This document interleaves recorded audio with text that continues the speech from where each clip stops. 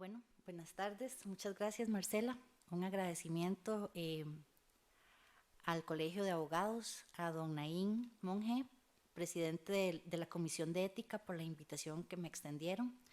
El tema que vamos a dar hoy tiene mucho que ver, ¿verdad?, o tiene mucha continuidad con lo que viene conversando mi compañera Marcela, y es sobre el tema ética, integridad y compliance. Es un tema interesante porque cuando vemos estas palabras, prácticamente estamos hablando de lo mismo. Ya lo dijo también en anteriores presentaciones, que el tema de cumplimiento es sumamente importante dentro de lo que es la prevención de la corrupción. Entonces, aquí un poco la temática de la presentación, pero vamos a lo que tenemos que revisar propiamente. Cuando hablamos de ética, estamos hablando de un conjunto de normas que rigen el actuar de las personas. ¿Y por qué viene a colación este tema? Bueno, veamos bien, hemos estado abordando todo el tema de prevención, de corrupción, pero cuando pensamos en ética, pensamos en normas y valores que rigen el actuar de las personas y se basan en esos valores universales que poseen los seres humanos, como cuáles: responsabilidad, honestidad, respeto, discreción, entre otros. La visión ética como una cuestión propia o interna del individuo puede considerarse una postura muy limitada, puesto que estaría excluyendo la posibilidad de existencia de estándares éticos en los ámbitos concretos, como cuáles: las empresas. ¿Por qué venimos con este tema? Pensemos un poco para qué nos sirve la ética. La ética sirve al hombre para pensarse en sí mismo y pensar la manera en que concibe lo correcto y lo incorrecto en los distintos ámbitos de su vida. La ética es la clave en la formación de códigos de conducta y en la impartición de la justicia.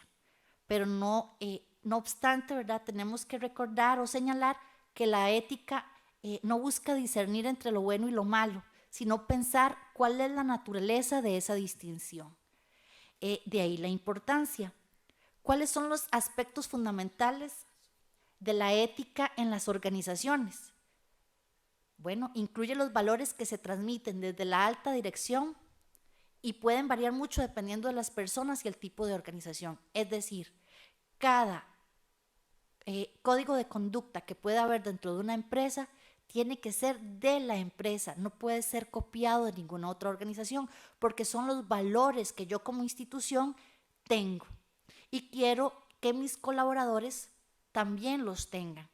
La organización están formadas por personas. Si esas personas son íntegras, es probable que el cumplimiento de las normas, de estos códigos, sea su estilo de vida y por lo tanto la organización va a lograr una cultura de cumplimiento.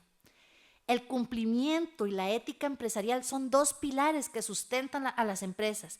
Cualquier empresa u organización que quiera perdurar en el tiempo o en los mercados necesita personal preparado tanto en cumplimiento como en ética.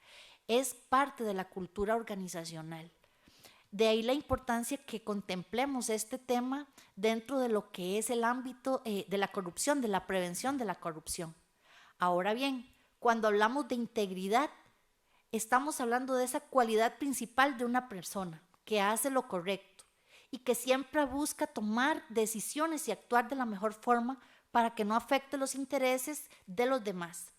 Esta característica está formada por, bueno, aquí decimos 13 cualidades, entre las que destacan honestidad, respeto, responsabilidad, disciplina, entre otras. Ser íntegro es sinónimo de ser recto, probo e intachable y consiste en ser una persona con un alto nivel ético. Yo siempre digo que la integridad es hacer lo correcto aun cuando nadie nos está viendo. Creo que ahí se define, se resume esta palabra que debería ser parte de nuestro ADN. Es todo un estilo de vida. Entonces, cuando hablamos de ética, integridad y compliance, estamos hablando, como les dije al inicio, de lo mismo. Y es esa parte de romper paradigmas. Porque cuando se hablaba de ética o se hablaba de integridad, se hablaba de códigos de ética que estaban ahí en un simple papel, que no se eran comunicados, que no que nadie los conocía, o peor aún, eran lo que no queríamos que se hiciera dentro de la organización, cuáles eran aquellos actos que eran inaceptables, pero no eran conocidos o peor aún, no eran entendidos por los colaboradores de la empresa.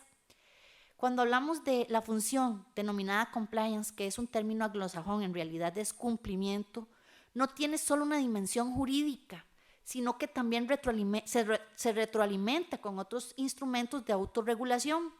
Esta idea se plasma en los dos modelos a través de los principales códigos de ética y de conducta, que son los instrumentos de autorregulación por excelencia.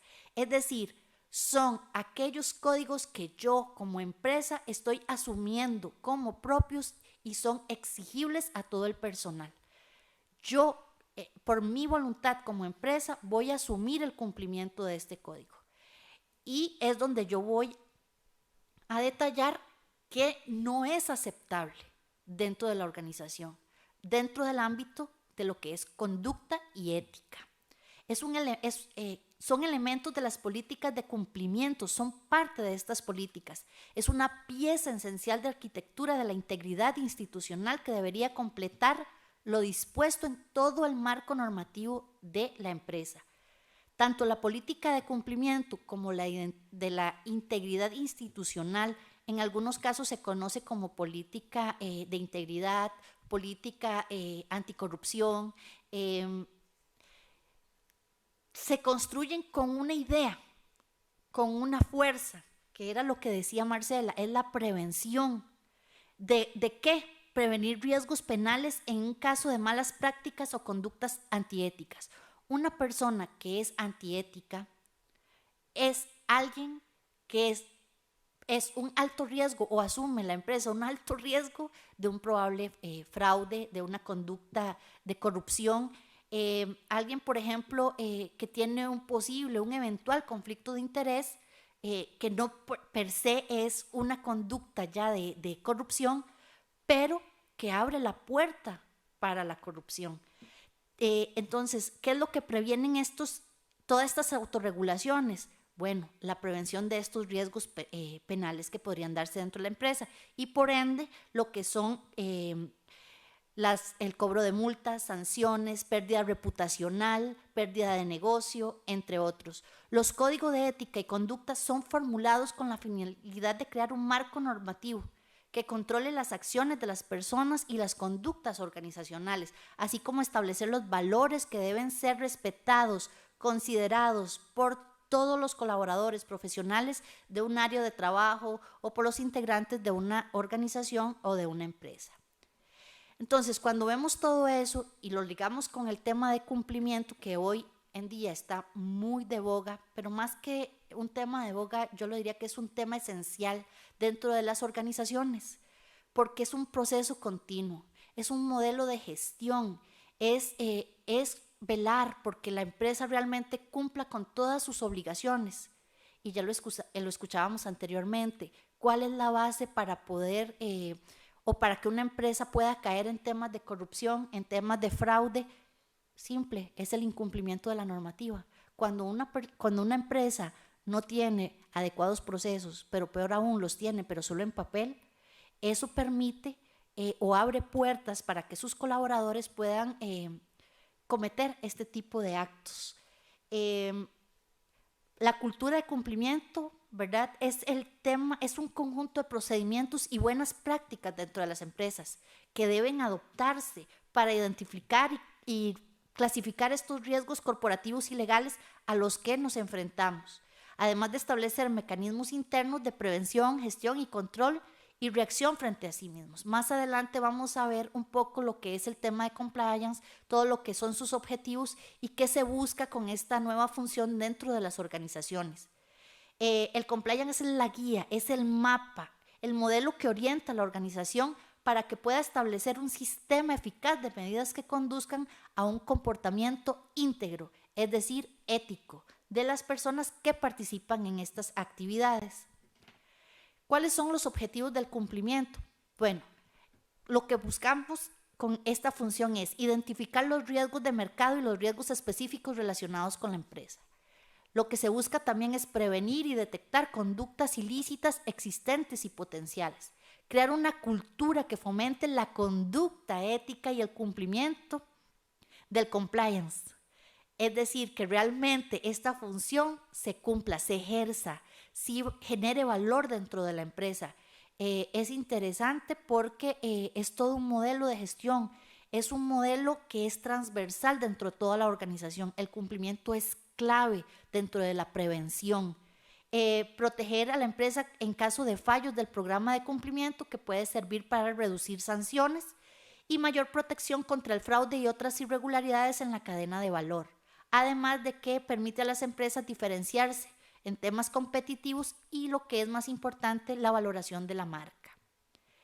Dentro de los modelos de compliance, también, o lo que conocemos como programas de cumplimiento, son un conjunto de políticas, procedimientos, acciones, debidas diligencias, protocolos que toma una empresa con el fin de identificar y reducir los riesgos de infringir la ley, remediar eventuales infracciones y generar una cultura de cumplimiento dentro de la empresa.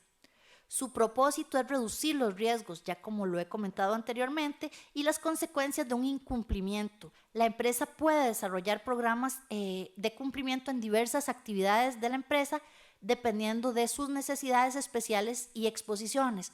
Por ejemplo, en caso de empresas muy pequeñas, muchas veces lo que se decide es ver cuáles son las áreas que tienen un mayor foco para temas de estos riesgos de corrupción o de fraude, y generar un programa de cumplimiento de manera tal que los controles puedan ser efectivos. Los modelos de compliance son claves en la implementación de esta prevención.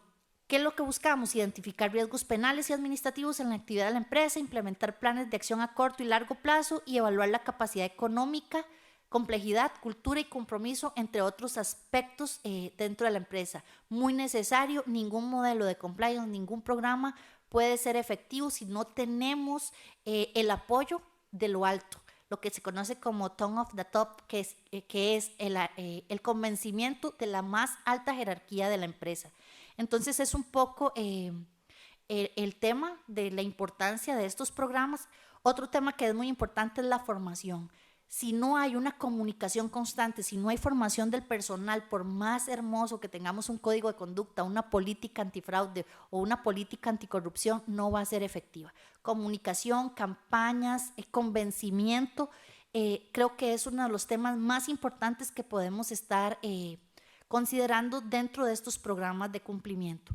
Y por último, podemos decir entonces que la ética es cómo nos conducimos, cómo llevamos nuestros negocios, y el cumplimiento provee las reglas de cómo debemos comportarnos. Muchas gracias.